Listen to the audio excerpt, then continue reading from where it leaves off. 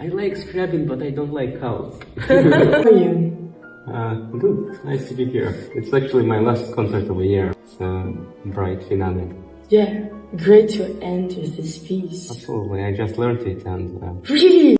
I'm really happy that you found the time to learn it, because it's such a staple piece. Yeah. And to me, I don't know, I feel like it's one of my favorite, if not my favorite concerto. Who are you? Sasha, I think, yeah. It's a funny question. Yeah, it is a funny question. It makes you think. I just don't really want to be something bigger than I am. So sometimes you look and the art is great, but when you talk to a person, it's even bigger than the art we make. Yeah. And sometimes the opposite. And I haven't really done anything bigger than I am. So what other composers really have influenced you? I guess of something like Shostakovich, Mahler. I love symphonic music. I somehow feel always that it's much bigger art, and much more impressive than piano music. I would love to play in the orchestra actually, but to somehow to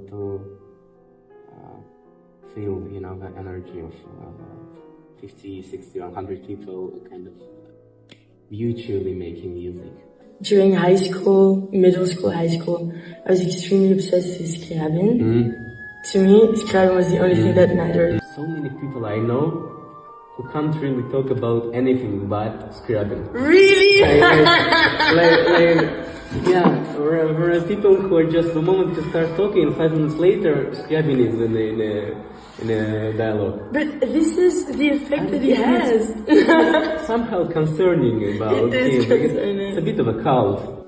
Is there anything like, except classical music, like in more modern, like maybe thinking pop or jazz, any music that has impacted you or that you really love? Some older stuff like Beatles, Delta. I do love jazz. I do love Oscar Peterson. I mean, I can say that I feel jealous because it's somehow so different, but also at the same time makes me realizing that I will never be able to play like that. A huge amount of music I listened in my life, it somehow helps me to adore classical music more than other kind of music. Because of course there are some greater and less great, and if I don't like the recording, I like finishing it until the end, I kind of see it in its entirety. Murakami said something similar. It was like, you need to read bad books and good books. Don't only read good books. It will make you a better writer if you know bad books as well. Well, we all have the feeling that we know exactly what is the good stuff. Yeah! And so sometimes it's just nice to consider music as good and bad music as different, I guess. Yeah, definitely.